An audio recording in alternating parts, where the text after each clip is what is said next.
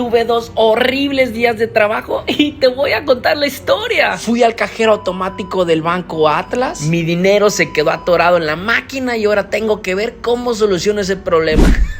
Me estaba empezando a sentir mal y me agarró una gripa de aquellas, carnal. Y para terminar de amolarla, una persona me pidió trabajo y no se presentó a la entrevista. Y quizás te preguntes, Eddie, ¿que ya no te gusta Paraguay? ¿Te la pasas quejándote? No, carnal, no. Amo Paraguay, por eso voy a emprender en este hermoso país. Tener un mal día te va a pasar en cualquier parte del mundo. Y te cuento esto para que sepas que cuando estás emprendiendo no todo es color de rosas. Además, a través de este emprendimiento vamos a ayudar a personas que lo necesitan. Por ejemplo, te cuento que haré un evento el sábado 16 de noviembre donde las ganancias irán destinadas a ayudar al hogar infantil Santa Elena. Compadres, no tienen idea de lo feliz que me siento vivir en este país.